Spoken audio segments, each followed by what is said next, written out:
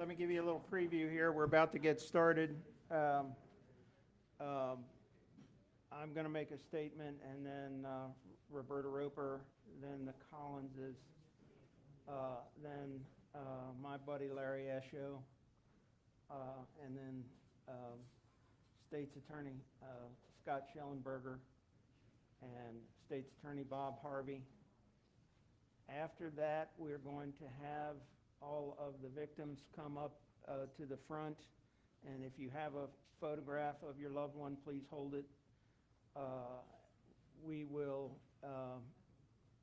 do that for a minute, and then we're going to start with any victims who want to come up and tell their stories and essentially tell why this is an inappropriate thing to do. So it's 10:30. We're going to get started. Okay.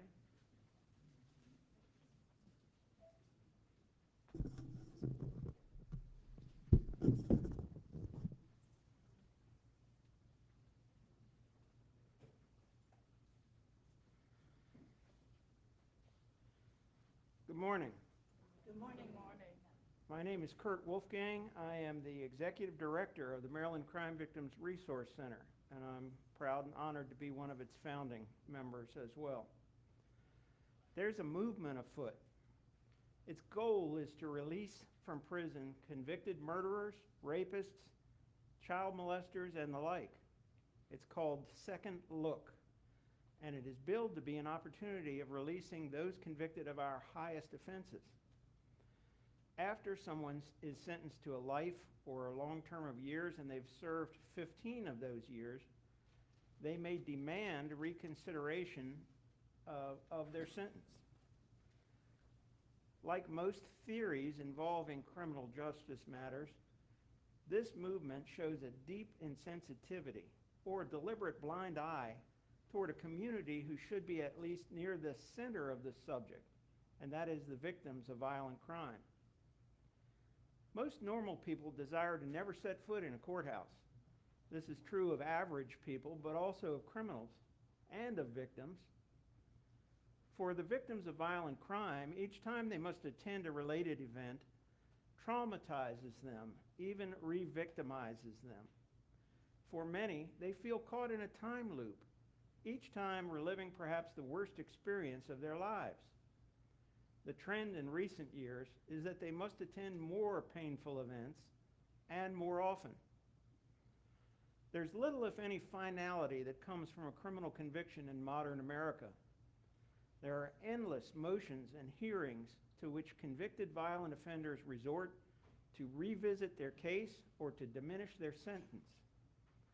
Often, due to the struggle to establish rights of crime victims, victims are allowed to participate in these hearings and choose to do so out of the fear of the criminal, out of a sense of justice, out of a sense of duty to protect others, or to honor the life of a loved one that they've lost.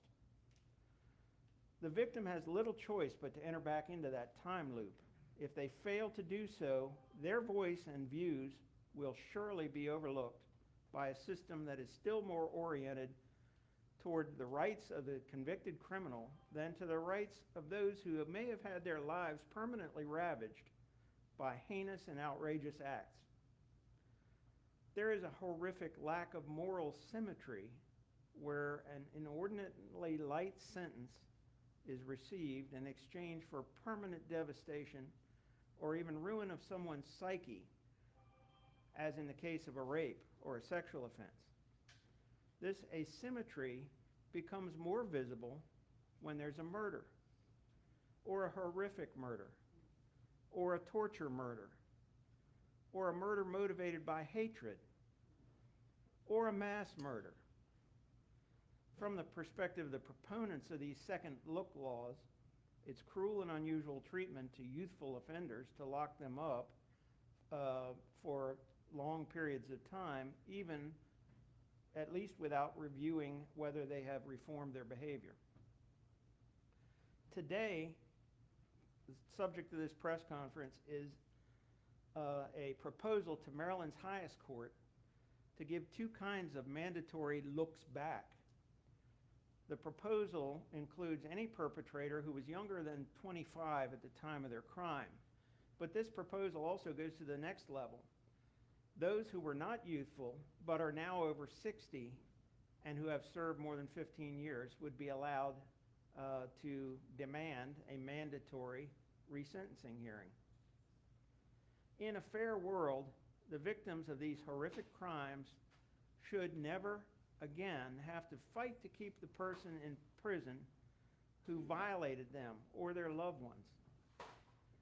Think of the fear of the rape victims or the people who survived a horrific attack. Think of their fear that one day in the grocery store or the drugstore, they'll stand face to face with the person who murdered and tortured their daughter or their wife or their mother or the man who raped them or shot them. Those who are trying to show compassion for murderers, rapists, child molesters, I beg you to have some compassion for their victims. Save some compassion for the victims. You take a second look. Do not ask the system to re-victimize these survivors upon whom the government does not shower attention and money to try to rehabilitate. Crime victims would never wish their plight or their pain on others. But they all know, and we know. We have experienced this in the past, that those who seem incapable of comprehending or empathizing with the pain that crime victims experience achieve a miraculous epiphany when one of their loved ones becomes a victim. We have witnessed it with politicians who were skeptical and uncooperative with us, with defense lawyers who have become victims, with those who could never tune into our pleas. We ask for the people who propose these measures to step back and try to walk a mile in the shoes of the victims, and they will see a remarkably different world. I thank you all for being here today. It is my honor to introduce the next speaker, who is our founder and certainly one of the great role models for anyone in life, but someone that I look up to more than anyone in life, and that is Roberta Roper.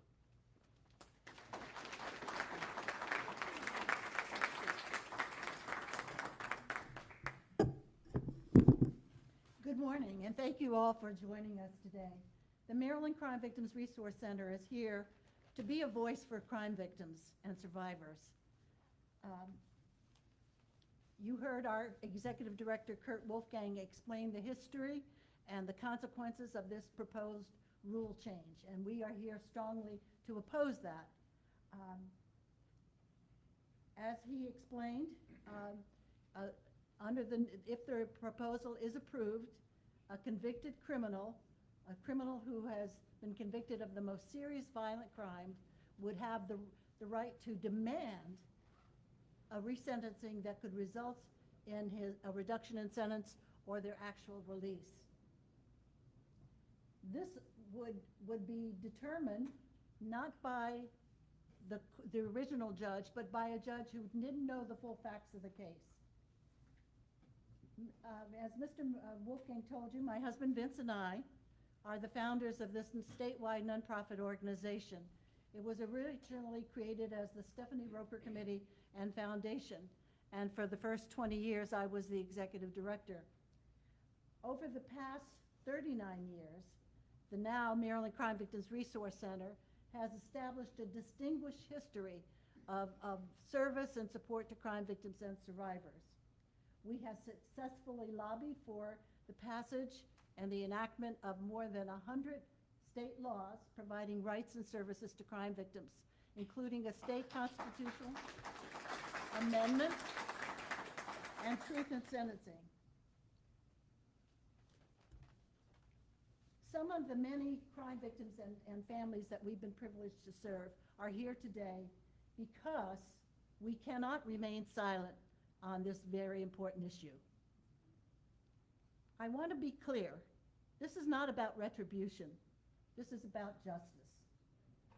We believe that victims and survivors, like offenders, should have a voice.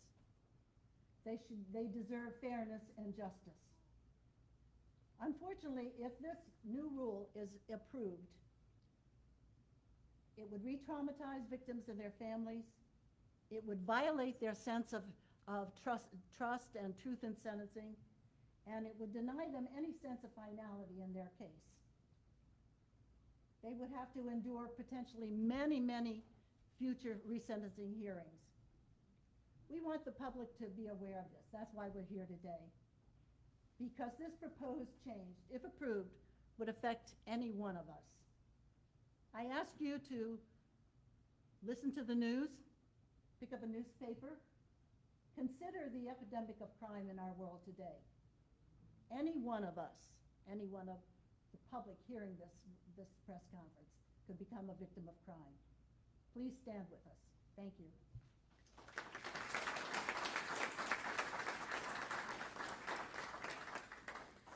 It's an honor to introduce our next speakers, Mr.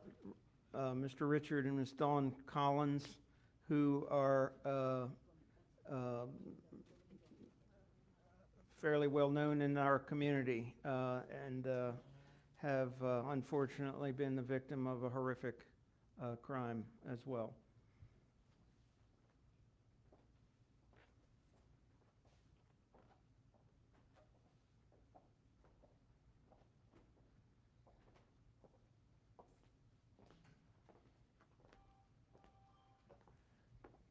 Good morning, and I want to take an opportunity to thank the Maryland Crime Victims Resource Center for giving us the privilege of being able to speak.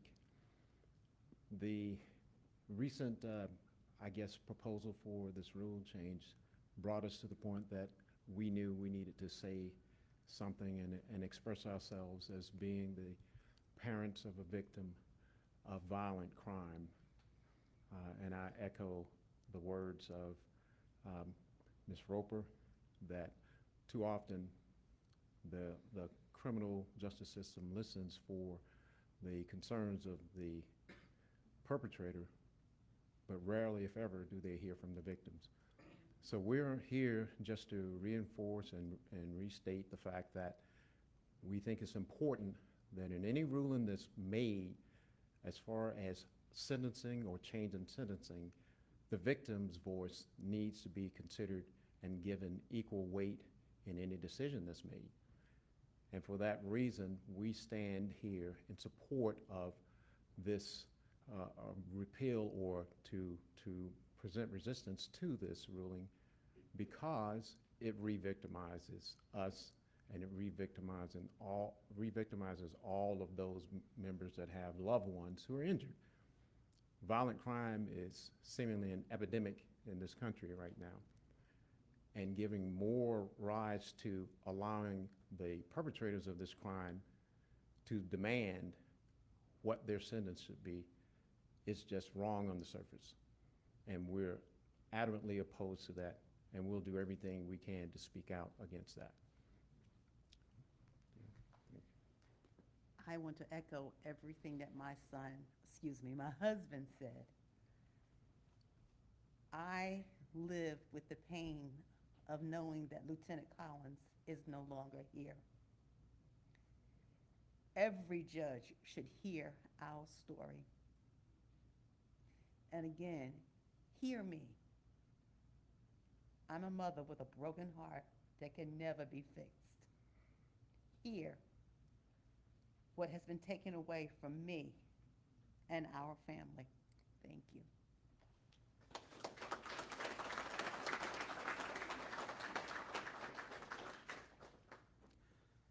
Next, a person that I got to know through his case, a remarkable family, and his mother, his brother, and Larry are all remarkable people to me.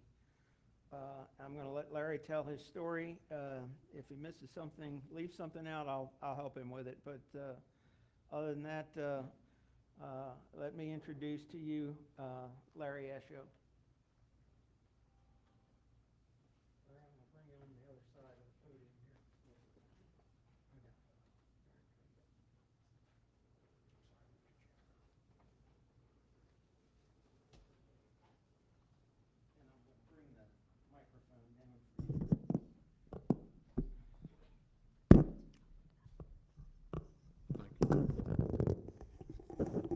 Good morning. My name is Larry Esho. I also want to thank you guys for giving me the platform to tell you about my story. Um, 2015, May 15th, I was shot 4 times, once in the back of the head, grazed in the neck, and twice in the chest. I was in a coma for a month, and speed it up. I definitely did recover well. The doctors told me my brain heals itself. I came back not only a month, a year, and a day later. The person who did this to me was in my neighborhood committing other crimes. He was convicted for a crime he committed on 6/16/2016. Again, I was shot 5/15/2015, and he received a 20-year sentence, suspended for that. So he was only on probation. They let him out again. And he also bragged about, what was done to me during that crime that he pled guilty to. He was on probation. He ended up receiving all 20 years for that crime. And still, I've yet to get any conviction on my case. I also want to stand and say that I don't agree with the new ruling that after a mandatory 15 years, you should be able to get a new sentence, because in 15 years, I have the bullet in the back of my head still. It's not going to just come out in 15 years, or I can't see right now. I haven't seen my mother in the whole 2021 since her birthday last year. I just don't feel that it's right at all to give someone like this a second chance, because it's a lot of people like me that don't have a chance to speak. It's only by the grace of God that I'm alive. Again, I was shot close range with a big handgun for no reason. I was lured outside my house on my day off of work. I haven't worked since. That's been about 6 years. And I'm just happy to get the chance to speak and just speak for some of the victims, because I know it's a lot of victims that can't speak about what has happened to them. And it didn't only affect me, it affected my family, my mom, my brothers, everybody. And we still have to go through this every day. A year ago from now, I will be able to, walk in here and stand up and look at you guys. But about a couple months ago, 8 months ago, so my vision just went out. It had something to do with the bullet that's in my brain. Again, none of this should have happened at all. I was on my day off of work. This was years ago, but I'm just blessed and happy that I can be here today. And there's a group like this that gives victims the chance to speak. So I just thank you for today, and I'm glad I got this good support from my mom, my family, and I just thank you all.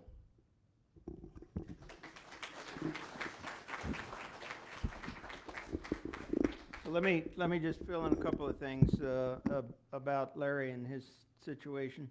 Larry was 20 years old at the time that he was shot. I know that Larry was an outstanding basketball player. I know this because his brother, who is a professional basketball player, has told me that. And obviously something that was taken away from Larry. Sorry to interrupt, but I got back. You can look at my following. I got back to where I was shooting basketballs.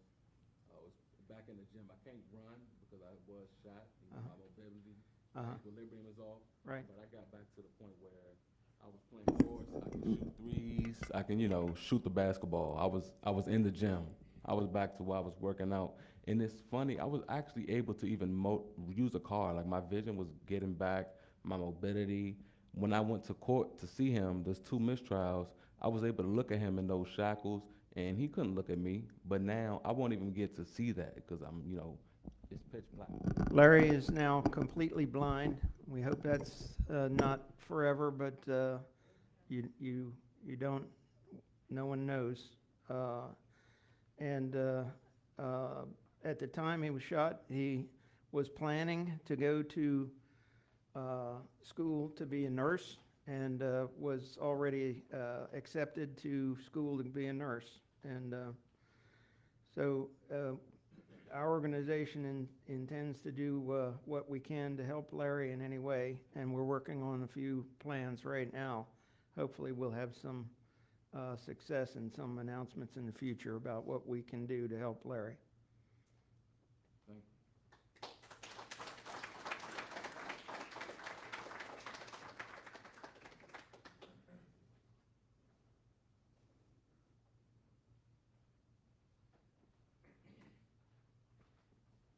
Next, I'd like to introduce one of two gentlemen that has dedicated a great portion of his life to fixing the to righting the wrongs that we see on a regular basis. We're honored to have someone who has taken the lead against these second look laws in Maryland, and that is State's Attorney Scott Schellenberger of Baltimore County.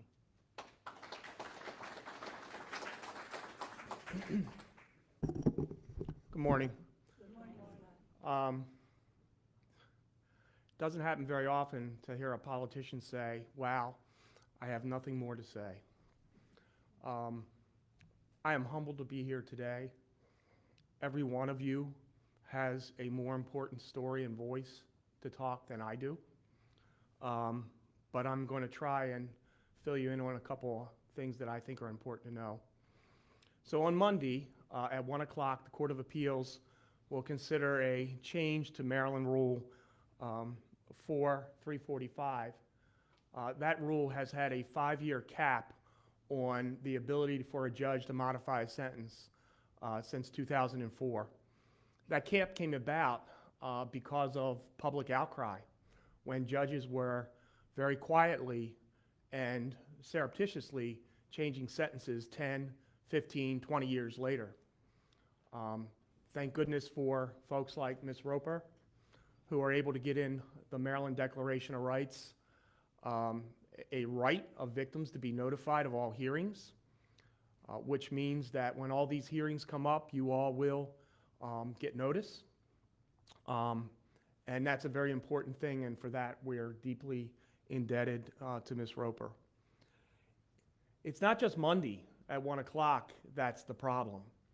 The problem is compounded by the fact that this year in the legislature, Senate Bill 494 was passed. And what Senate Bill 494 did was it said that if you were convicted of a crime before you were the age of 18 and you have served 20 years, then you get a look back also. So under 18, serve 20, you get a look back 20 years out. Not one, not two, three. 3 look backs. So when you combine that with the rule that's being proposed on Monday for 345, which means those who are convicted before or committed their crime before the age of 25 and have served 15 years, you get a look back. Not 1, not 2, but not 3, and not even 4. You get to file one every 6 years for the rest of your life. Every 6 years for the rest of your life. And as was pointed out, it's going to be a different judge. It's going to be a different prosecutor. I hope I'm there. I hope Mr. Harvey is there so that we can represent you. But it's incredibly difficult to convey to a new judge the grief that all of you have suffered. I came down here today from Baltimore County to tell you about what I consider in my county to be the greatest injustice with these 2 changes, Senate Bill 494 and the change to the Maryland Rule. I'm going to leave that so you can all look at it. In 2017, 4 defendants were in the Perry Hall area of Baltimore County breaking into houses. They typically had 3 of them break into a house while one of them sat behind the wheel of a car operating as a lookout and a getaway driver. A young police officer under the age of 30 named Amy Caprio came upon the scene because people had called for a suspicious condition. She confronted the driver of the car, Dante Harris, and pulled out her gun to get him out of the car. He pretended to get out of the car, then gunned it and drove over Officer Caprio. In Baltimore County, our officers at that time were wearing body cameras. I watched in horror 27 minutes of Officer Caprio die in that case. And we had to play that video in court over and over again. And we will have to play that video in court for that new judge by that new prosecutor.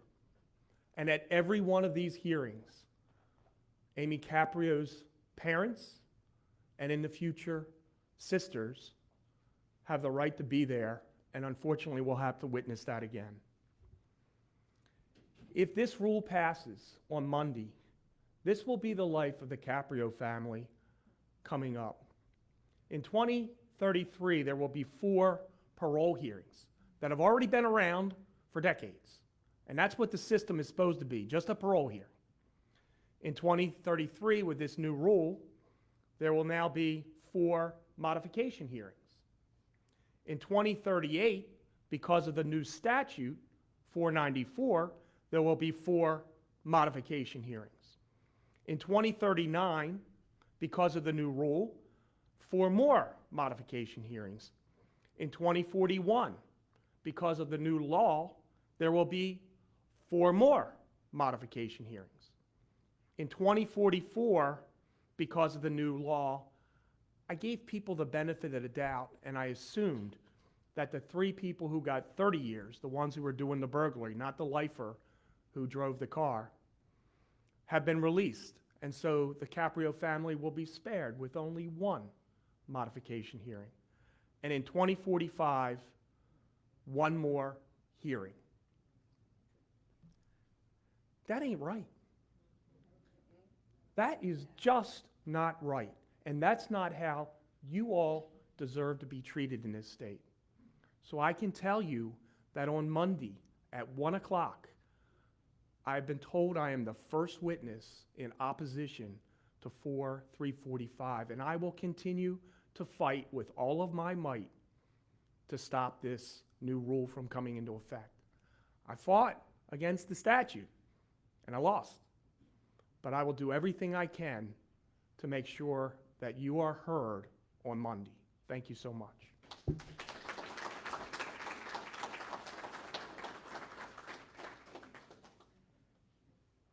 50 pounds or so ago, I was a young prosecutor in Prince George's County, and I can tell you that the next speaker is someone who all the young prosecutors in Prince George's County aspired to be like.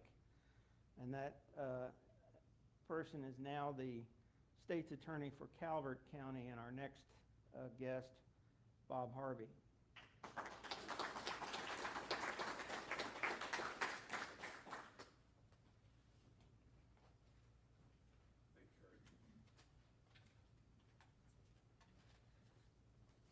Good morning, everyone.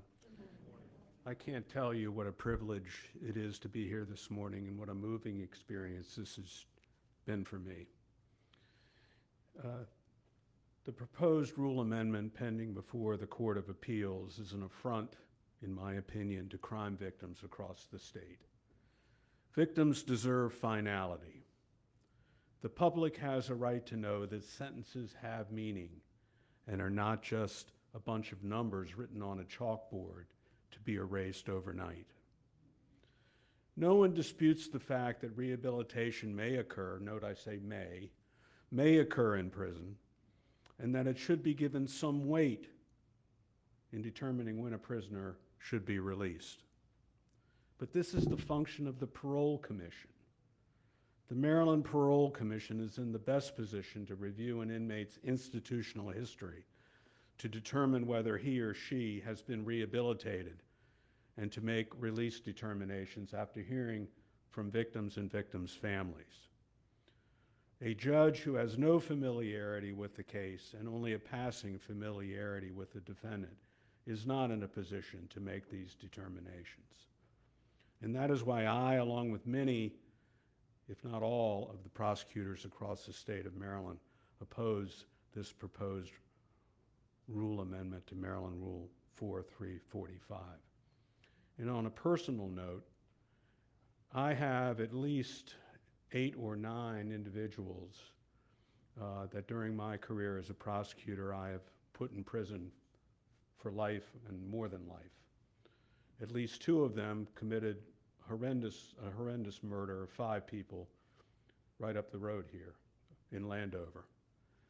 They're all serving life sentences, and all of these people would be affected by this proposed rule amendment. The 2 individuals I referred to from Landover were Jamaican nationals, both of whom threatened to kill me.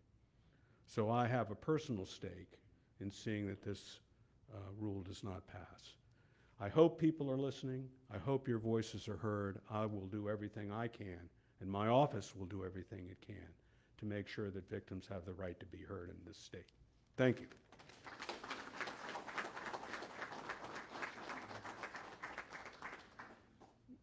Before we get to the next part of the event, and the next part of the event is to introduce our victims who would also like to weigh in the situation.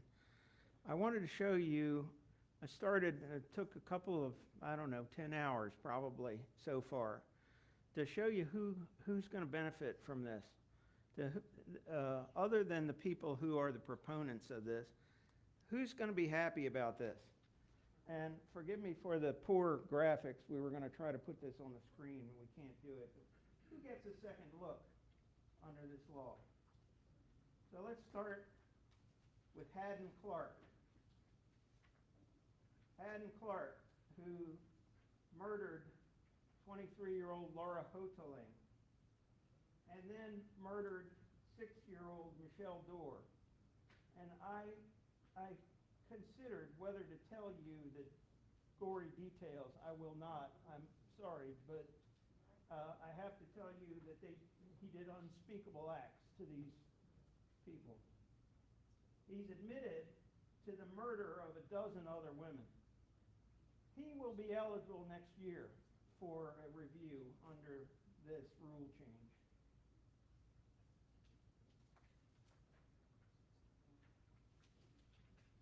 Vernon Lee Clark, no relation to Haddon Clark, who murdered 3 women. A 70-year-old woman by the name of Dolly Davis, 68-year-old Evelyn Dietrich, 23-year-old Catherine Goulden, all of whom were sexually assaulted. He is suspected in the murder of 3 other women. He's eligible as soon as this passes. Charles William Davis, Jr., who lured women out of restaurants and raped them and murdered them. The 2 that he was convicted of by the name of Kathleen Cook and Peggy Pumpian. He's eligible as soon as this passes.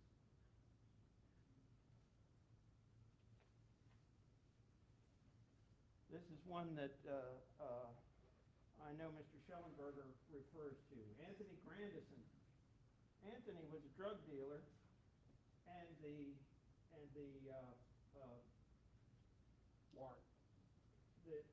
DEA was hot on his heels.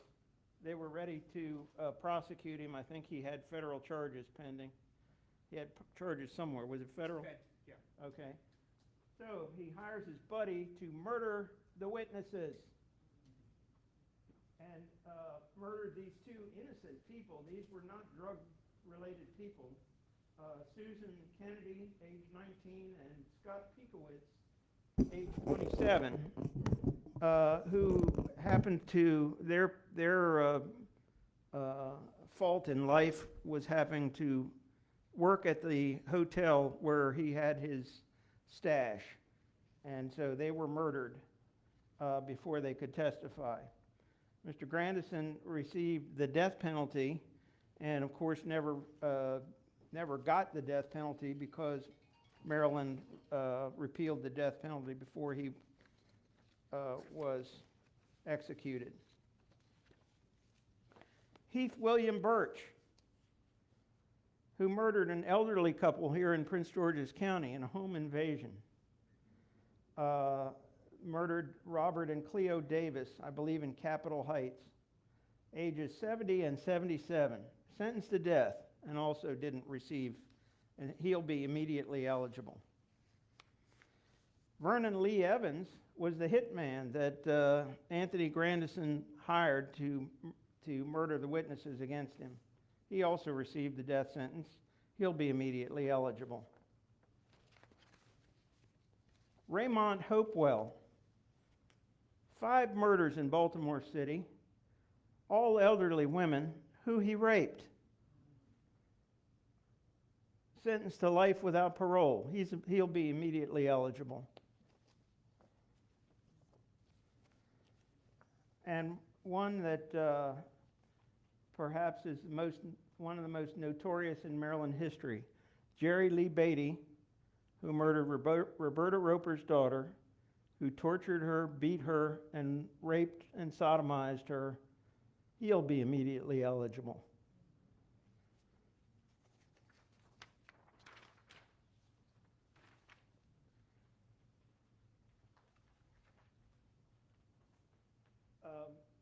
At this time, we'd ask for everyone who is a victim to come forward. You don't need to speak if you don't want to speak at this point. But we're asking you to all come forward to be seen and counted.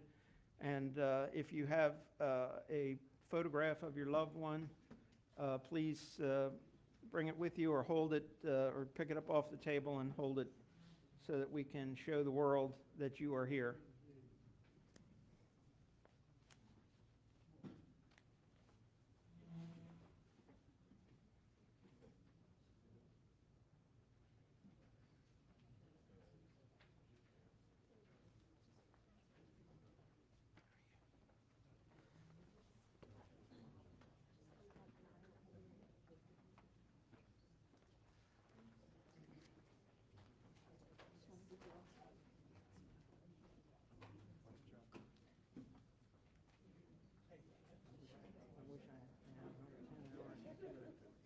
Book out of this. 374 lifers are going to be eligible.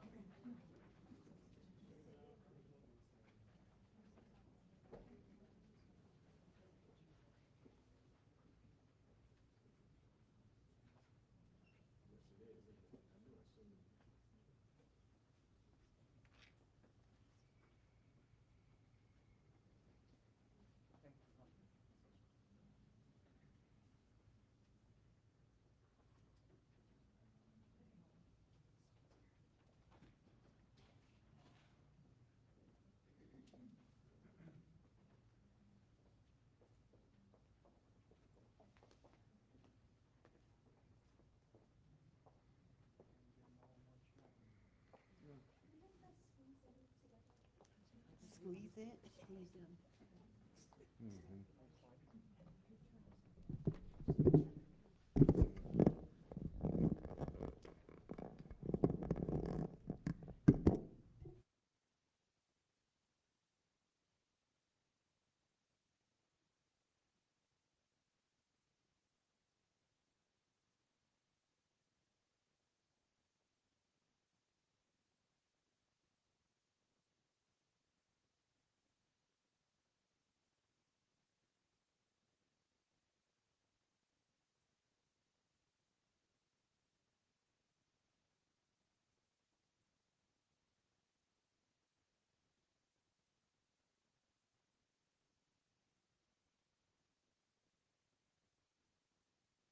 If you get tired of standing, feel free to go back. If you want to stay right there, that's fine. We're going to start going down this row with the microphone to tell your stories. We're going to start with Mr. Hairston here. And if you're not comfortable speaking, you can just say your name and picture, or you can just pass on. There's no pressure. Right. Hello, everybody. My name is Darrell Hairston. I am the CEO of Darrell Hairston, the Second Crime Victim Foundation. My foundation been in existence for 5 years since my son was killed in American Best Wings in Temple Hills, Maryland, where he was coming in the store and the young man was coming out. Young man returned to the store, firing shots in the store at some boys that he felt looked at him the wrong way. My son was the only one hit with a ricochet bullet, 9mm bullet, went through his head, causing 2 holes. My only son and my baby boy. At that time, I was very destroyed. I was destructive. I was homicidal. I was on medication. I met Ms. Roper and them, and I was going to their program. Now today, I have my own live screen television show. I fight gun violence all throughout the DMV. Many families I have interviewed on my show, I make sure that they have therapy through Maryland Crime Victim Resource Center, Roberta House, also Kathy. I oppose against this law because the justice system should uphold the law. Now you're telling criminals and victims that we're going to give them the justice that you deserve, but we're going to take something back and let them out early. My son can't come back to me, but that killer in jail, his family could see him, they could visit him. I tell people, I don't want to be long. I tell people in the 18th centuries, John Wickham Booth killed Abraham Lincoln. He ran off to the vat. Well, they call it Chevat now, but Miss Mary Chevat, who helped and aid him. She was the first woman ever hung for murder, because hanging was the penalty for murder back then. We have got far away from that. We allow the murders to get plea deals. You can't find the evidence. Jail has become a money machine now. You want them in and out so you can keep making money.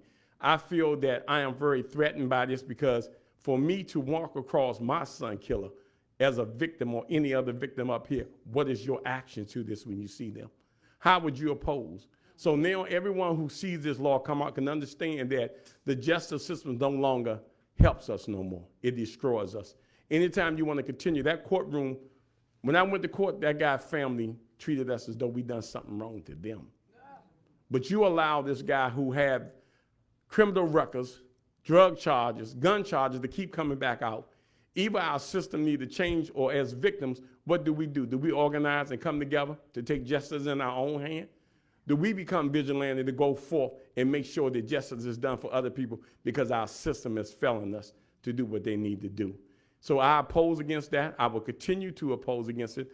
My pain and grief is aggressive. And I tell anyone, I just opposed the D.C. law in D.C.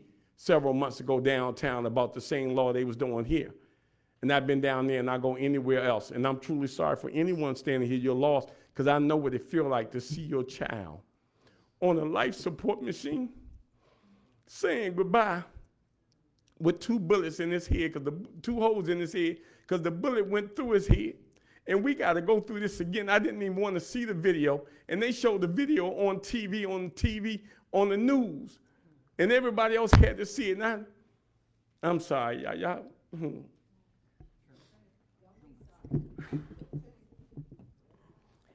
Good morning. My name is Charlotte Gray, and I thank especially my good friend, because 22 years ago, she came to my aid. I thank Kurt for his service to me.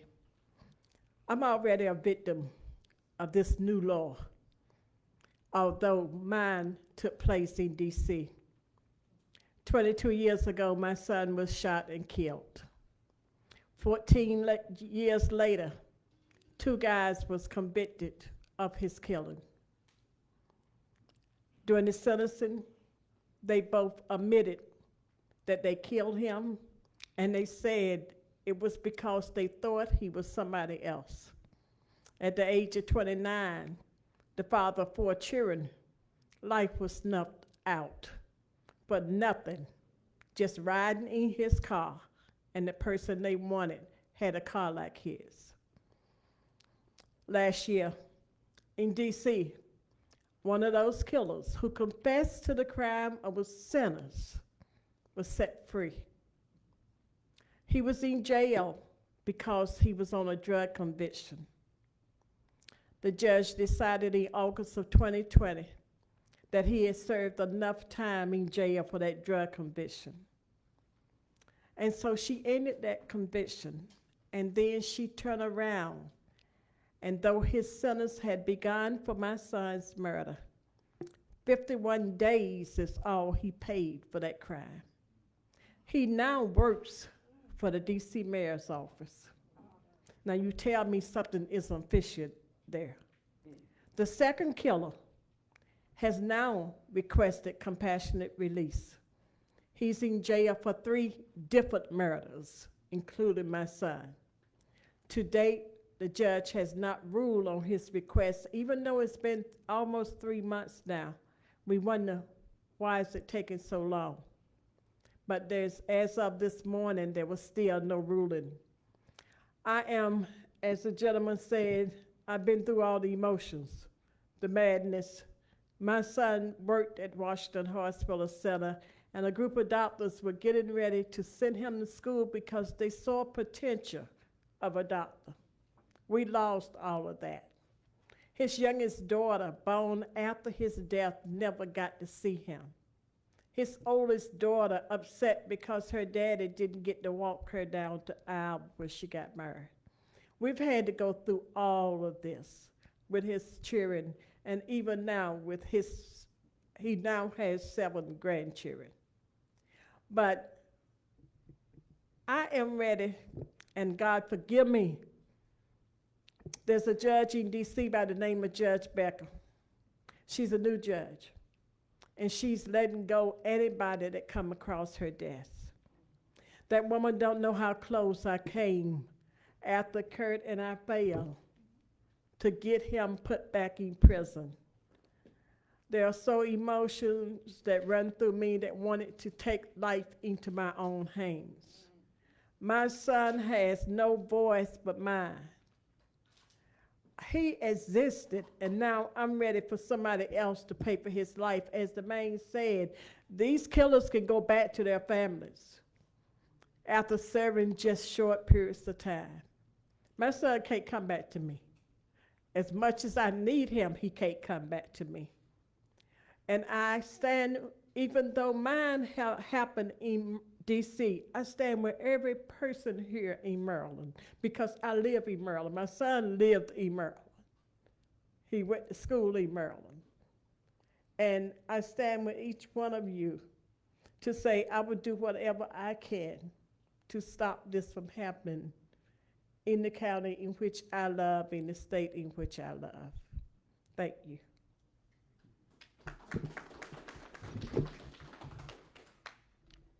Hello, I'm Annette Shipley, and this is my father, Heinz Bernhard, the father of Ingrid Bernhard. My family and I are opposed to the considered changes to the sentencing rules, which would allow any reduction of sentences. We oppose these changes due to our experience with Cecil Redmond, an inmate found guilty of murder, attempted murder, daytime robbery, and assault at the age of 17 and sentenced to life with parole plus 45 years. In a premeditated course of action, Redmond murdered my sister, Ingrid Bernhard, in cold blood. As per the words spoken by Redmond at his open parole hearing this past January, he killed Ingrid because she wouldn't assist him in finding Tina. Ingrid was 17 years old and in her senior year at Westminster High School. The story of what happened that day on December 7th, 1981, when Redmond murdered my sister Ingrid, and I will pass on to you comments that and explanations that Redmond stated during his open parole hearing this past January. Ingrid and Tina were friends. Redmond had been harassing Tina for several years, and finally, upon filing criminal charges against him, he was sent to the Maryland training camp for boys. Upon returning home, Redmond premeditated a course of action to teach Tina a lesson. December 7th was marked on his calendar as execution day. He wrapped his father's hunting rifle in a blanket and rode his bike to Tina's house. Redmond shot his way into the house, and Ingrid, who was visiting, warned Tina to hide, to protect her. and then tried to reason with Redmond to leave. Again, as per Redmond's explanation during the open parole hearing, when questioned why he killed Ingrid, he said, "I killed Ingrid because she wouldn't tell me where Tina was hiding." And I was angry. Redmond proceeded to hunt for Tina while expelling a multitude of bullets throughout the house. Aaron, another friend, came into the house after Ingrid was murdered and saw her body lying on the floor. Redmond forced Aaron to find Tina, but ultimately released her. Fortunately, Redmond was not able to find Tina and execute the rest of his plan to take Tina to his hideout, for he said, "I intended to kill her and then myself." And he had planned execution day because she started it years ago, teasing me all the time. After the sentencing hearing, as Redmond was transported to the penitentiary, he stood on the courthouse steps and yelled to Tina and my father, Ingrid's father, "I promise I will get you." During the open parole hearing, the 2 living victims and my family listened to Redmond state 5 times, "I wasn't responsible for what I did." And we then heard how little he has accomplished these past 40 years in the penitentiary. He has, as per his words, he said, "I received my GED 5 years ago. I read the Bible, watch TV a lot, and try to get along with people. A lot of them are bad, and I don't want to be around them. I try to stay out of trouble. Sometimes I go to church, sometimes I play volleyball. I worked in sanitation 2007 through 2020, but due to infractions was put into lockup. I did not think to communicate with my case supervisor, and I asked to be in shop. They turned me down because it's refused to lifers. When asked if he took advantage of programs, he responded, "I didn't think it would amount to anything. I don't want to be around people, they just pass drugs around." Consistently, he blamed every situation on someone else as if he were the victim. My family and I, we find this incredulous that this inmate and others like him would be considered to be released early from their sentence as a result of the proposed sentencing changes. It continues to be a grave concern that Redmond will follow up on his threat he delivered on the courthouse steps after his sentencing hearing. After 40 years, he hasn't taken responsibility for killing a young girl. Redmond continues to claim victimhood for everything wrong in his life. He clearly has inputted minimal effort in improving a situation or in preparing himself to become a self-supporting, productive citizen outside of prison. Proponents of these sentencing changes state because these inmates were sentenced to life sentences, they weren't able to vote. Proponents feel any person who commits a crime as a juvenile shouldn't spend 40 years in prison. That's an extremely long time. And they make an assertion the brain does not fully develop until the age 25. Even my 6-year-old granddaughter knows right from wrong, and it's wrong to hurt another person unless your life is in danger. Even the school system disciplines students who cause harm to other students or faculty by expelling them from school, such is the case with Redmond on several occasions. It belies understanding that the school system acknowledges children know right from wrong, but the criminal system feel young criminals who kill and harm people cannot understand this concept. Ingrid Bernhardt was committed to a life sentence of death because Redmond felt he was being teased. In the past 40 years, Ingrid could not vote, pursue her career path of joining the state police, date, marry, have children. She has been denied life because of Redmond's actions. How can murderers be given more consideration and concern than the victims and their families, the families who have to bear a lifetime of grief. When will Ingrid have a second look at her life? Thank you.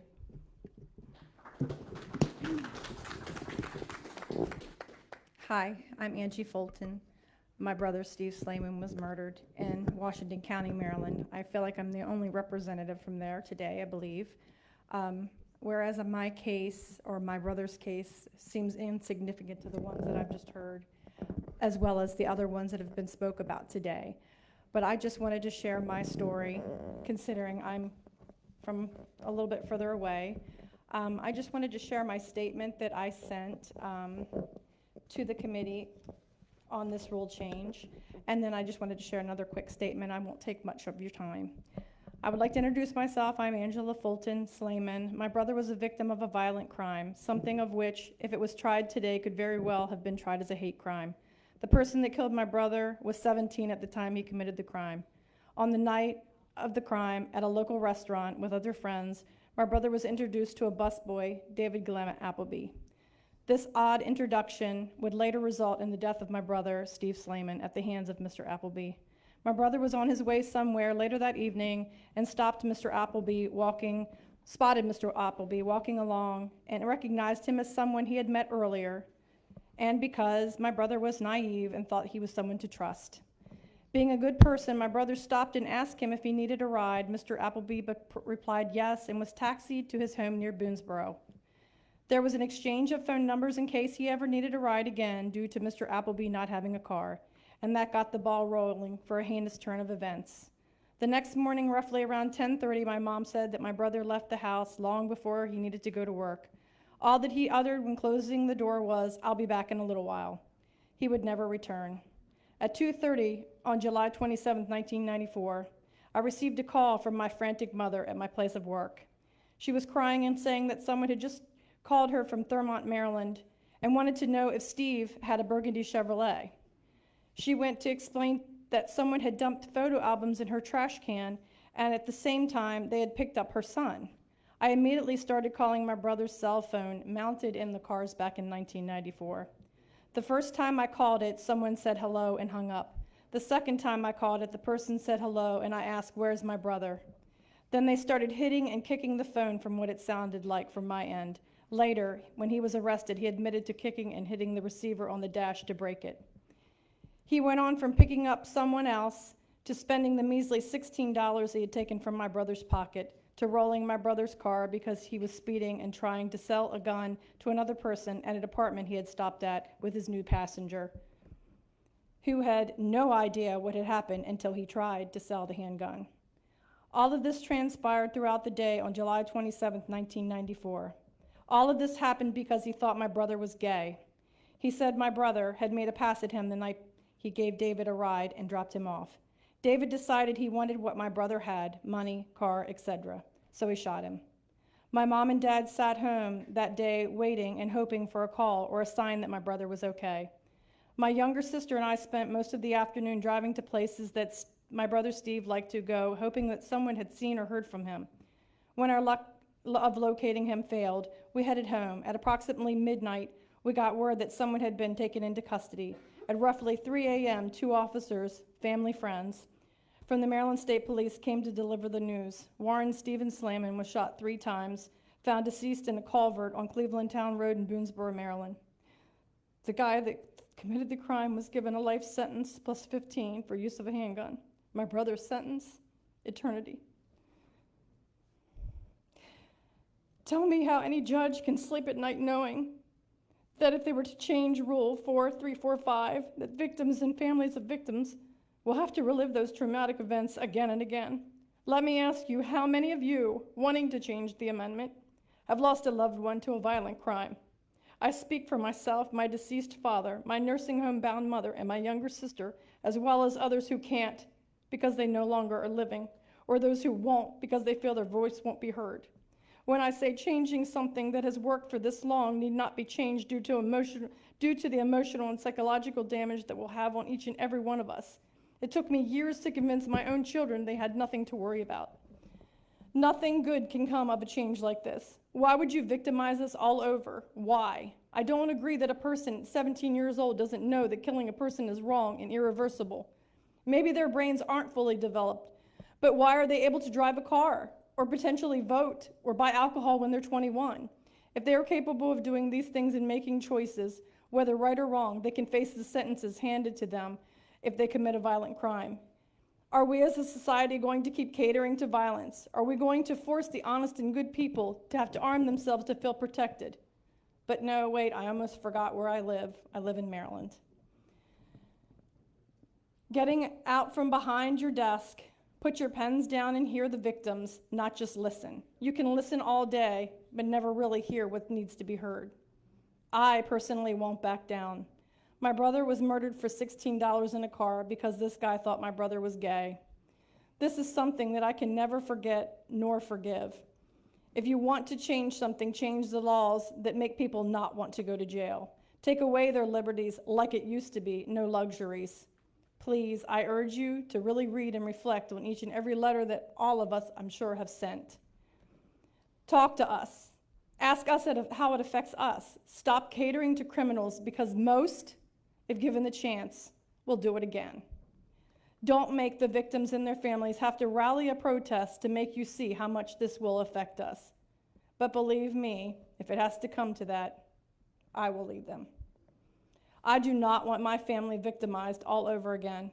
I want victims and families of victims to continue to have faith in our judicial system.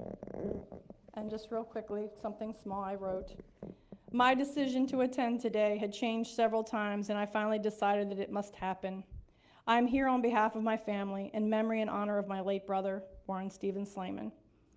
I know that I'm but a grain of sand on the beach of life, but when I look around me today, I feel it would take more than an ocean to wash all of us away.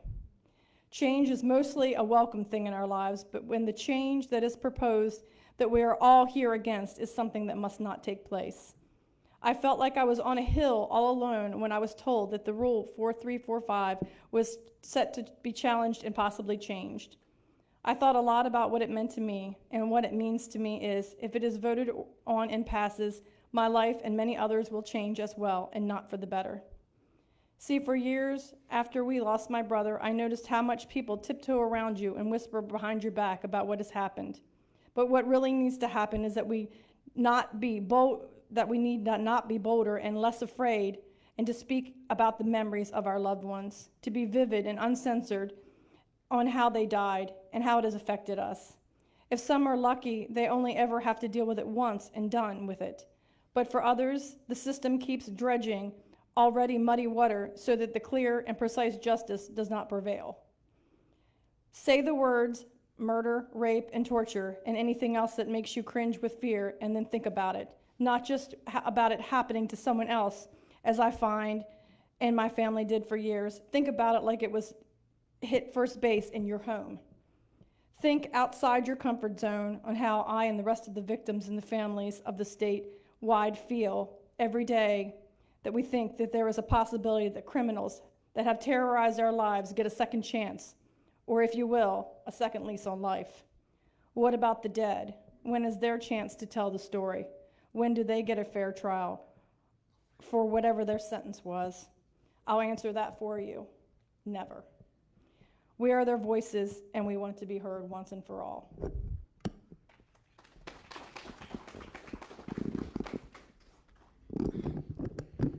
Good morning. My name is Monique. This is my mother, Antoinette. And she was murdered 13 years ago by her husband. He had been in our life for 20 years. And he strangled her to death with more than one extension cord. He left her for like 3 hours, hoping somebody else would find her, while he went out to try and cover it up. And afterwards, he denied it. He tried to collect her insurance money. He tried to sell her things. He did multiple things. And I just say all that to say that these people that choose to take lives, they make a decision, and it's conscious most times, and it's fatal. And so, yes, he's serving a life sentence, but I'm serving one too, because I have to live the rest of my life without my mother. I also have to live the rest of my life without the relationship that I had with him, because he had been in my life for 20 years too. So this rule change is not something to be taken lightly, because it's one thing to have to wait for the first 5 years to find out, are they going to get a new trial, or is their sentence going to be reduced, are they going to be released? But it's something totally different to have to constantly relive that. It's like pulling a scab off right before it was going to heal. And we just don't want to do that. I mean, we're trying to heal, we're trying to move forward with our life without our loved one. And it's just awful to have to think about, okay, every couple years I have to wonder, is he going to be released early? Will it be reduced? Or just what's going to happen? You know? So I just hope they don't change that law, because it will really be devastating to the victims left behind. Thank you.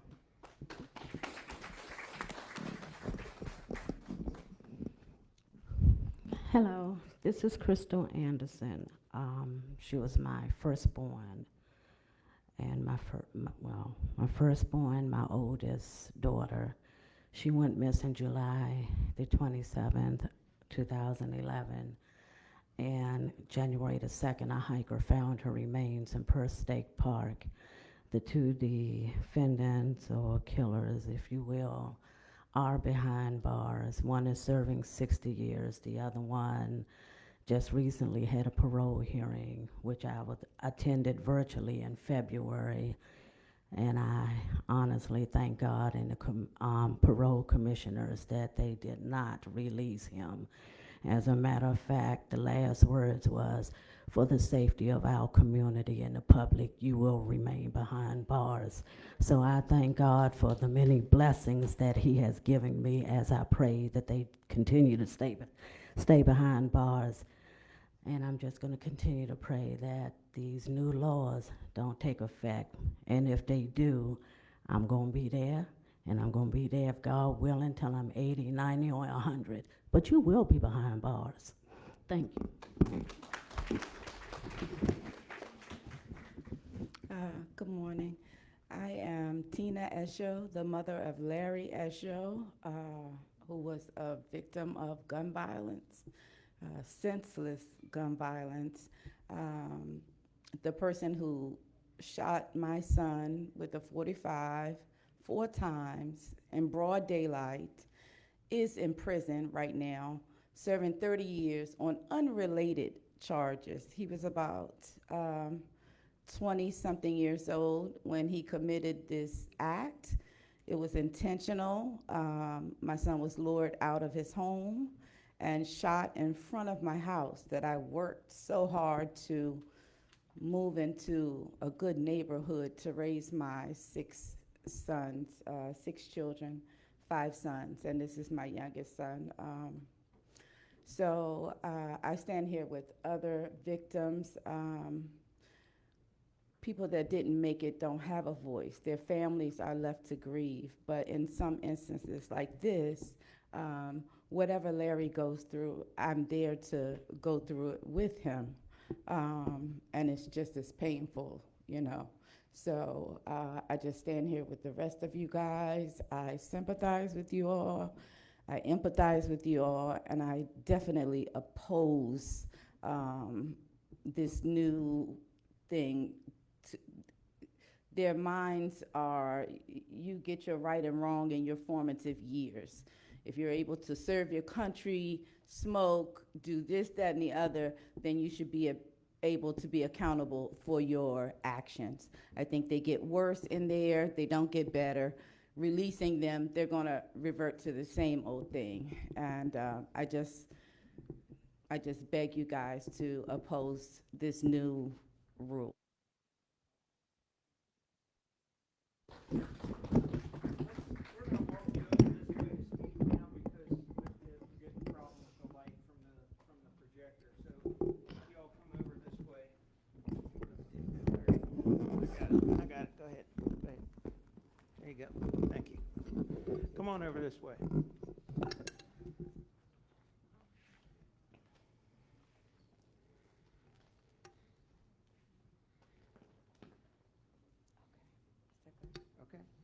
So, Larry, you want to go again?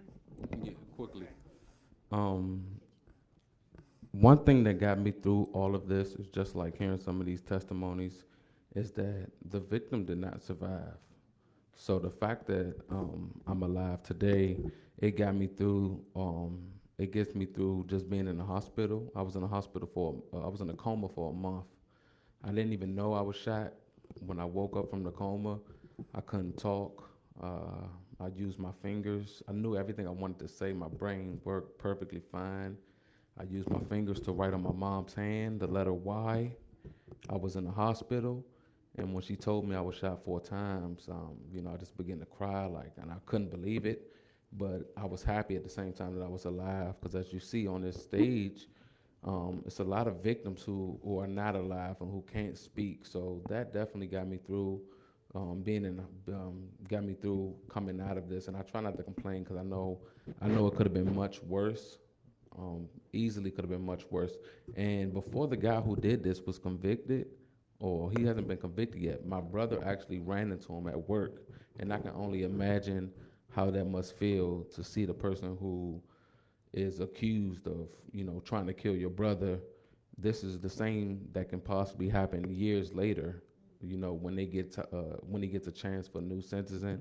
And in 15 years, like I said earlier, I'm still going through stuff that I dealt with from being shot about 6 years ago. I'm still going through stuff now, and I most likely will for the rest of my life. And I just don't feel that it's fair for someone else to get another chance after 15 years, when the victim or even the surviving victims, they won't get better in 15 years. Everything won't get wiped away. I'm still going to remember, I'm still going to have the bullet in my head. I'm still going to remember, the shot, all that. My mom, that's all the PTSD that comes with it. You're going to have to deal with it and think about it for your rest of your life. And the criminals shouldn't get a second chance. And I just want to leave it at that. Definitely opposed to it. I'm sorry for everyone up here who has these testimonies, but I really do hope they stay in jail and they get what they deserve. Thank you.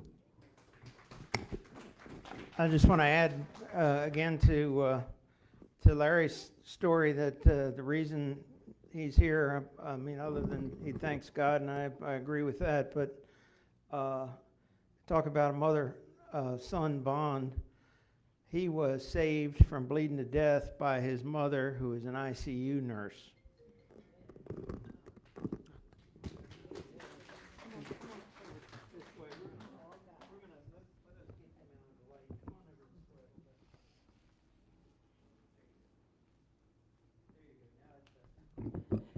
Good morning, everyone. My name is Kiana, and this is my son, Julius. And we are here representing on behalf of all of our family. And we're standing in solitude with everyone here. It's ironic, this bill is the reason why offenders get a chance to benefit from so many opportunities to extend their sentence, to extend the time that they can go to trial, because on December 2nd, 2015, that was the last day I saw my 9-month-old daughter, Savannah, when I dropped her off at daycare. So we still don't have justice yet. And here we are this December, it will be 6 years. And the reason we still don't have justice is because her offender continued to take advantage of the things that are put in place to help offenders. I never quite understood that. So most of the time I'm silent, and it took for this to come across my email, and I said, I don't think I should sit quiet any longer.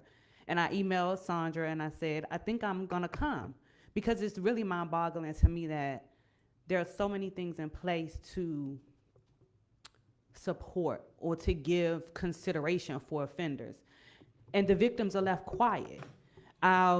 The fact that I even had to submit paperwork to be allowed for my family and I to sit in the courtroom during the hearing it's just mind-boggling. So again, I'm with the rest of the families that are here today. Justice just definitely has to be served for us, and those of you who've gotten justice already and your offenders are sentenced, it still doesn't solve anything. It still doesn't heal your heart. It still doesn't fix your family. So a look back is kind of ironic that they call it back, because what do we look back on? Do I look back on 9 months that ended and I don't have anything else of that? So a look back, they should never have an opportunity to have a look back. And thank you for letting me come here today, and God bless everyone. Thank you.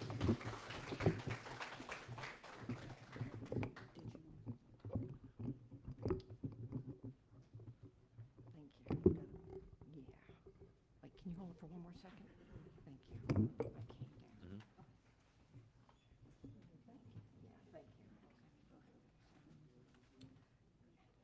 thank you. Okay. Yeah, thank you. I'm all over the place today. It's still afternoon, morning. Thank you.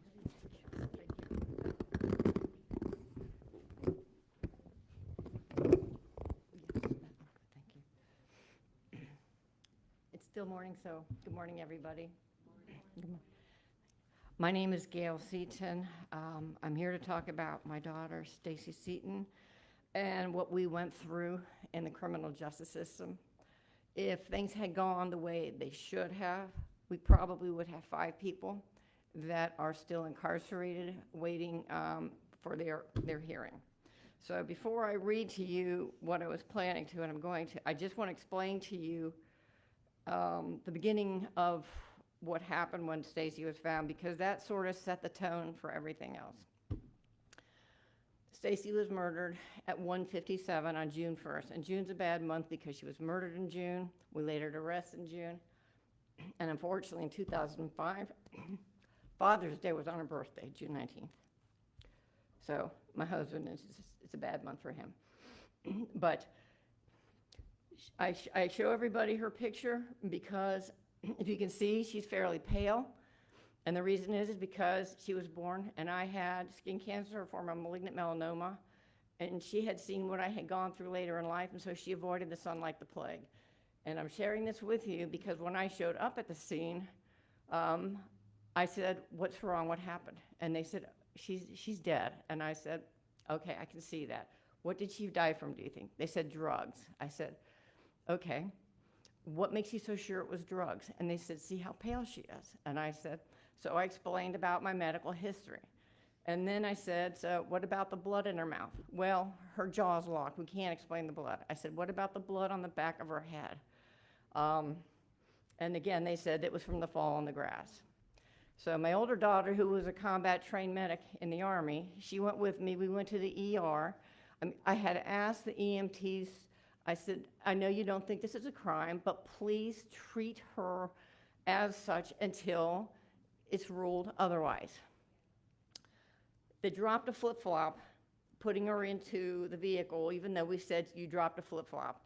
They said they got it. They didn't, which really screwed the case up for the next 6 years because everybody was questioning, did she walk to the park or was she chased? Because they found her flip-flop. We didn't know about that until later. We get to Bowie Health Center, and again, we're told she died of a drug overdose. So I asked the doctor, I'm trying to maintain my calmness, and the doctor, he pulled her eyelid up and he goes, "See, she's gone." And I said, "We're aware she's gone." And he gave me the same answers that the EMTs did. Then my daughter, my older daughter, who was 21 at the time, she screamed at the doctor. She said, "This is way too much blood for a crime scene. You need to take x-rays." Then the nurse yelled the same thing at the doctor. So we go off, we're sitting in a room, and then an hour later, close to an hour and a half, we have a young police officer, a rookie, his first week on the police force. He says, "You can't go anywhere until the homicide detectives show up." So what did Allison and I think? Do they think I killed her because of drugs? Is this what it's like? How do you defend yourself from this? So an hour after that, we met one of the best people I could ever think highly of, Kelly Rogers, who was our homicide detective. She sat there with us and she says, "Do you know anybody who would want Stacy dead?" And I said, "No, why?" And she said, "Because she was shot in the back of the head." I went from pure sadness to pure, everything was dark, I couldn't even see. So that set the tone for it. And it kind of went downhill from there. So I'll read this real quickly, what I want to say, and then I will talk about the bill. And where I'm going with that is the recidivism rate of offenders that are released, some recent statistics. So on June 1st, 2005, Stacy was shot in the back of the head. While a lot of what subsequently transpired in the hearings and trial of McDonald Abraham III and Jarvis Tyler, also known as Miami, is public, a lot of what happened was not. One thing is certain, those who witnessed testimony by McDonald Abraham III in court heard some of the facts of Stacy's murder, some of which was extremely disturbing.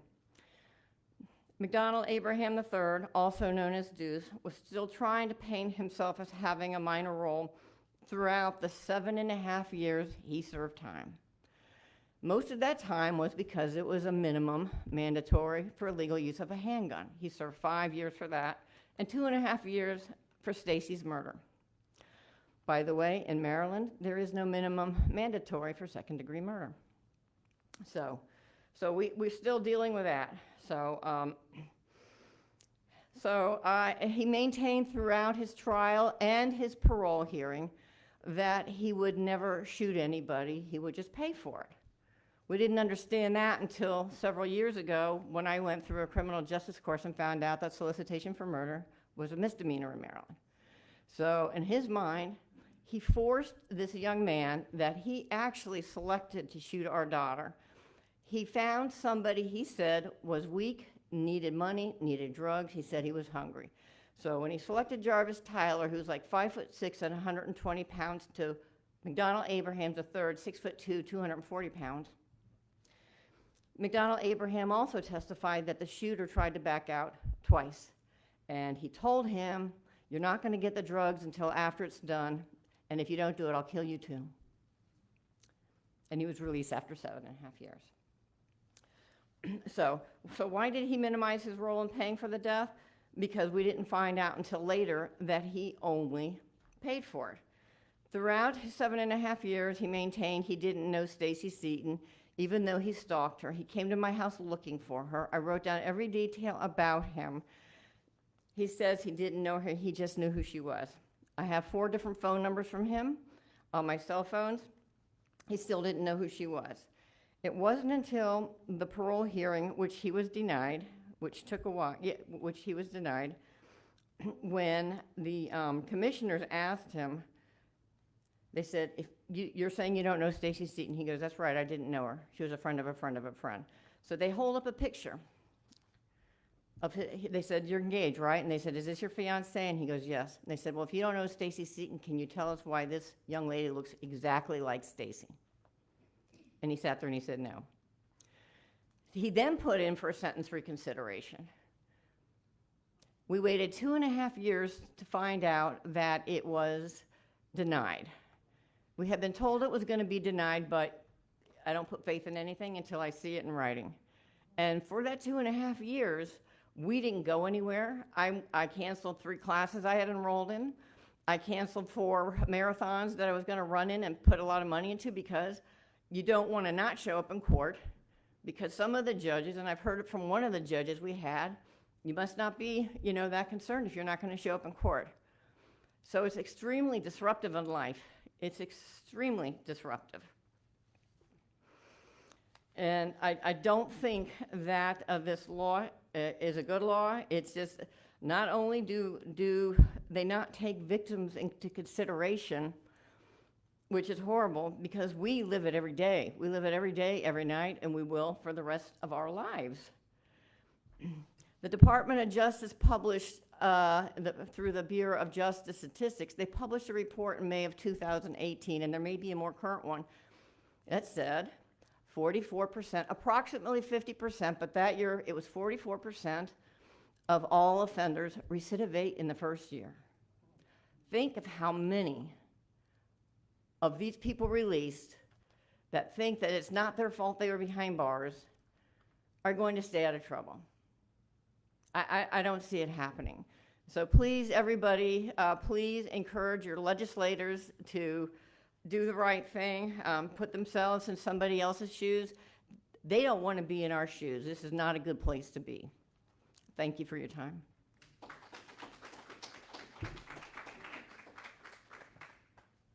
Thanks, Gail. Let me jump in for just a second. Sure. Come on up.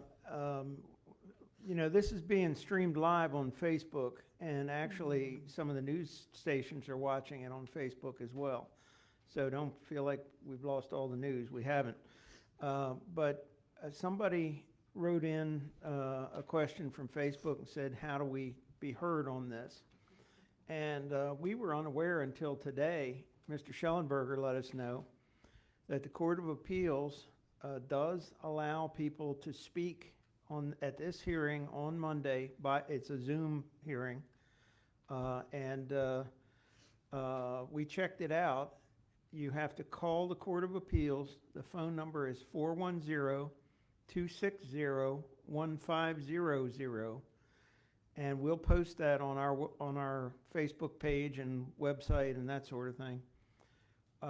But anybody who wants to be heard, obviously our organization will weigh in as well. But anybody who wants to be heard, Court of Appeals is hearing this on Monday. I started to say making their decision, but they can, decide or not decide or put it off on Monday. But if anybody wants to be heard by the Court of Appeals, it is an actual court session of the Court of Appeals, so you have to behave as if you're in court, but you are able to participate. If you want to, call that number and get signed up for it, and it'll be on our Facebook page. I'm sorry to interrupt, dear. That's all right. My name is Donna Bocas. This is my niece, Kieran, which means sunshine, Thomas. She was murdered 10 years ago. We have a statement from her father. I also have one for myself. But what I have to say is, for the past 10 years, I have attended the support group. Whenever there were hearings, I knew I couldn't deal with it. And I have to say that I felt badly, because I felt that I was riding on the support of the other victims. But when I got the email about this one, this person, when he killed my niece, was just 16 years old. Which means that he can ask, and he'll be out. I'll read the statement from my brother. We are from Trinidad. He's caught up in the pandemic, so he couldn't travel. He said, "My name is Clyde Bocas. I was informed yesterday that there are plans being made to allow violent offenders the opportunity to make a request for a judge to look back at this sentence, to have it reduced, and to even be released because of time served. This is a bad rule. It is even cruel to victims for the state of Maryland to even consider allowing such legislation. It gives the impression that since the victims of violent crimes are dead, they are gone into some empty space and their lives mean nothing. It gives the impression that the lives criminals hold of more value than that of their victim. I can hear the families of callous criminals rejoicing that it is possible for them to rejoin those whom the courts consider violent offenders. This is a sad day for America." He said, "When I heard this announcement, my stomach turned, and all the chilling memories of 10 years ago returned. Beginning with the phone call that my daughter was murdered in cold blood. Once again, I relived what may have been her last moments. Once again, I was able to see the face of the offender sitting in the Baltimore courtroom, displaying no remorse. For an offender to be able to reapply for a hearing over and over is a travesty of justice. It is a clear indication that in my case, he refers to him as Mr. Brown. I still can't put the Mr. in front of that. Cantrell Brown, this time, is pointing the gun at me. This should not be allowed to happen. Mine is a little shorter. 10 years ago, Cantrell Brown killed my niece, Sunshine. We are now being told that the state of Maryland is considering violent offenders the opportunity to demand resentencing. Demand resentencing for crimes that they committed and have already been tried for, and a verdict has been declared. Who are they to demand that right? Who are they to expect leniency just because they are below the age of 25? They made a choice to commit that crime. They chose to take someone's life. A jury found them guilty, and a judge passed sentence according to the law. They gave up that right to demand or expect clemency when they committed that crime. Sunshine's birthday is next week.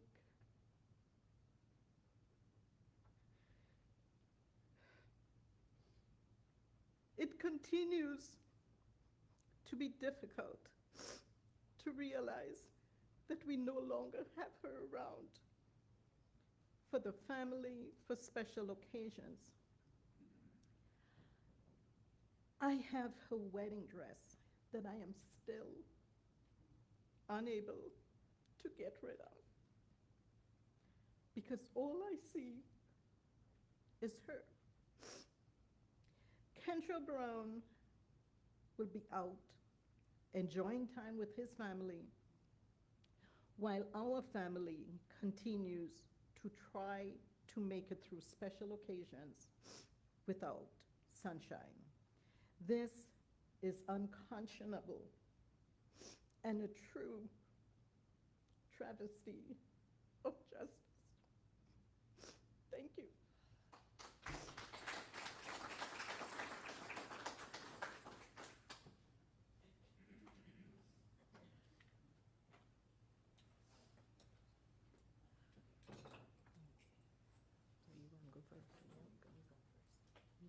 My name is Beverly Ross, and I have a son picture up here. This is my son, Earl Ross. He was killed in January 20th, 2015. It's really hard. It was like a day before my daughter, my oldest child's birthday, which her birthday is January 21st. But she was killed in a car accident, like 2001 before him. So that day, it's a day, normally I take off work, but that day I went to work because I think it was it Martin Luther King birthday? I think that's when they celebrated it, and I'm usually off that day after that. But this day I decided to go to work, and I hadn't gone to work in like, I don't know how many years, at least 10 to 15 years. And I went that day, and my son called me on the phone, and we were just talking, and, you know, I guess it was like 10 something, and we were just talking, and then all of a sudden, I don't hear anything else, because he's standing outside the house talking to me, and I was like, hello, hello, hello, and all I could hear is like, you know, I heard somebody in the background kind of like yelling, and couldn't really hear because it was kind of muffled, and then his girlfriend called me immediately on the cell phone, and she was like, somebody just ran up and killed him. So anyway, I don't know, I'm opposed to this law too, but I don't know if I'm one of the lucky ones out of everybody here or unlucky because the person that actually killed my son, he was doing some other crime and somebody ended up killing him like a couple of years later. So I never got to go to court or do anything, but I was thinking I wanted to go, but then It's okay. Just take. I don't know if I could have went through all that, like, you know. But I just want to say that I'm opposed to it because I just feel like, to me, it seemed like it kind of gives them incentive to commit a crime because it's like, okay, if I do this, then I'm going to get this chance now, and I can keep coming back, and then eventually, yeah, some of them will get to go home. You know, they'll get to have their kids, have their weddings, have everything, but nobody else like us or me, you know, us, I won't get to have it. You guys they won't get to have that. Like, you know, my son never had kids. My daughter never had kids either. You know, never had a wedding, none of that stuff, you know. And they talk about being rehabilitated. I don't see any programs where they're saying they're doing rehabilitation in prison. So basically, to me, they're just around a whole lot of people that still have that same mentality, doing the same things, and probably making plans of what they're going to do when they get out of there to get somebody else, you know. But I just want to say I oppose that, and I'm here with my sister, and I'm going to let her tell her story. Yeah. All right, thank you, guys. I'm Joyce Conyers. That's my sister Beverly Ross. And we share in something that we really hate to have ever had to share in. We had 2 of our children murdered, actually executed. My son, Willie Herman Baskerville, was executed on December 27, 2001 by a guy that walked up. He said he felt like he shouldn't have been in the neighborhood. And then when we went to court, he mumbled when the judge gave him life, the 3 life sentence. He says, for killing one person? So I'm appealing to President Biden. I'm appealing to law enforcement all over our country. I'm appealing to the state's attorneys that are sitting back after they got our votes to defend the rights of victims, that they're just not doing anything. I live in Prince George's County. Right now, I feel like our state's attorney's office has turned upside down. I don't care what you say. They're not listening to us, and they're worried so much about these criminals getting out and being rehabilitated. I am speaking to every law enforcement, police officer, detective, drug enforcement that's out there. Please, on Monday, if you can, however you can, attend this, because your hard work is going unnoticed.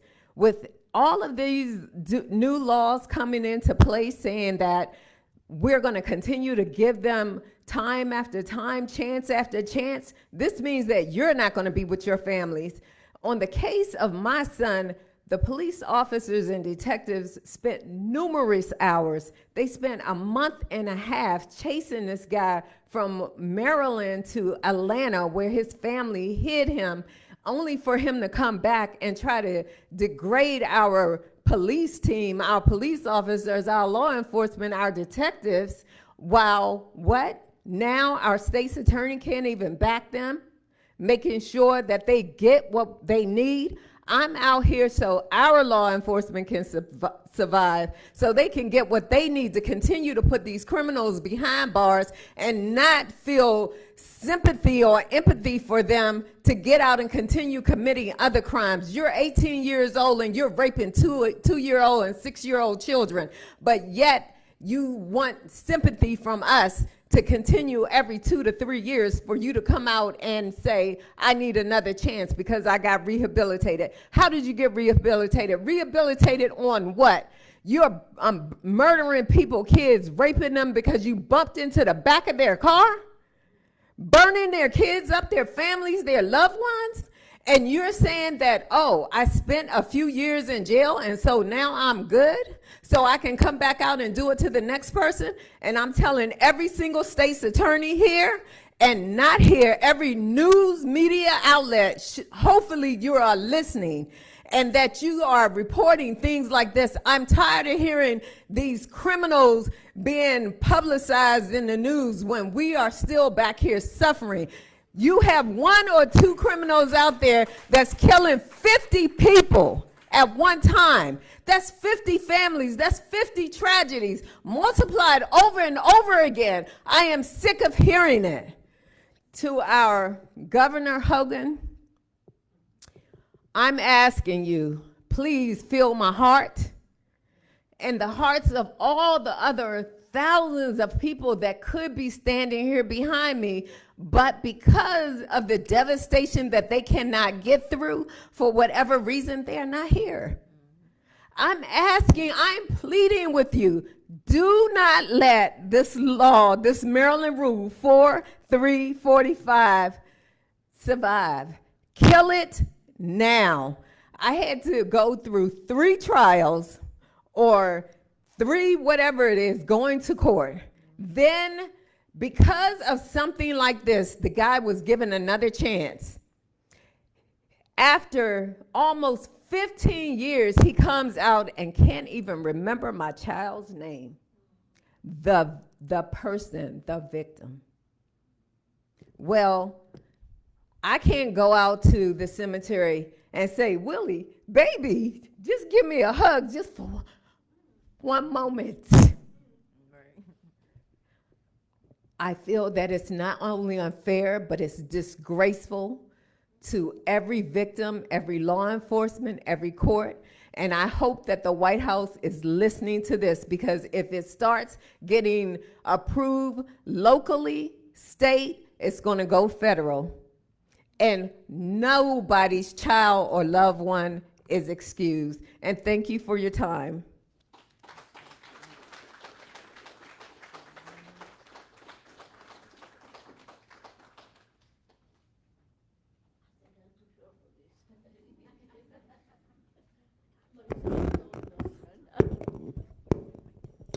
Hello, everybody. I'm Carmen Davis, and I'm a survivor of the crime. It happened in 1990, and the man that attacked me, he is a serious rapist. And he planned every person that he was going to attack. He cased the neighborhood, talked to the people, and knew where the families, like in my case, he knew when I was going to be alone in my house. And he tried it for a few times. Not only that, I just find out that he wanted to come out. He's been there 30 years, but I believe they gave him like 45 years, something like that. And he wanted to come out. He asked for a hearing. And we had a hearing. He had 3 judges because he had committed crimes in 3 different counties, okay? And what we did, I was home with a lawyer that they provide for me, the Maryland Crime Center, and he was a very big help. But we were in my house. The guy was in his place, and the 3 lawyers talked to me first. And they told me, tell us what happened to you, and I explained what happened. I'm gonna make sure he raped me and he left me for dead. And after he strangled me, he threw me from my 2nd floor window, but I was lucky enough to go just only 5 feet and end up in the roof on my porch. And that's where they found me. He not only attacked me and destroyed me, and up to a certain point, he affected my whole family, all my friends, my neighbors. But thank God to Roberta and Vincent and all the you people that work with them, that we are being able to be helped. Now, this guy, what I say, we just had a hearing not too long, 3 months ago, and because he had committed so many crimes, plus now that he's been in jail, he committed 4 crimes inside the jail. They gave him 10 more years, okay? And I was happy that it was 10 more years, but now that I hear that they might pass this law, then he's gonna come back soon for another hearing, and they say, well, you already have been here long enough, you can go out. And guess what, they asking, have you been prepared when you leave jail? What have you done? No, they ask different questions. Did you do this? Did you do that? No, he has not prepared, okay? Did you know where you're gonna live? No. What did this mean to you? To me, it means that he's gonna come out and he's still committing more crimes because he doesn't have any job to do or any responsibility. And that's the reason I'm here. I'm only 85 years old, but I'm much, I'm aiming for 110, okay? But I'm really thankful for all the lawyers and all the things that are in our favor. And I'm gonna take that little pamphlet and pass it around. I'm gonna be doing my work without, I don't have a car. Today I was lucky enough that my son brought me. But with that little piece of paper, I'm gonna work with a lot of people. The way they vote for against that. Okay? That's what I'm gonna do. And thank you, everybody.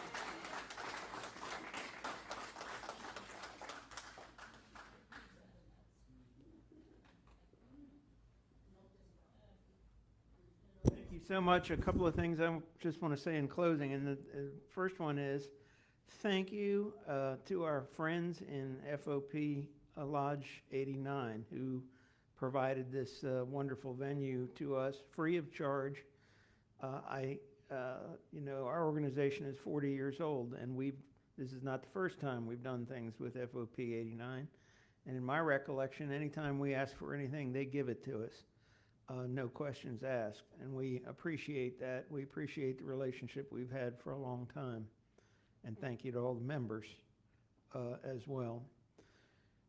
I have to tell you, I let Mr. Schellenberger and Mr. Harvey leave because they needed to get back to business, but they actually didn't want to leave, and as I walked them out, they told me they can't remember a time that they were more moved.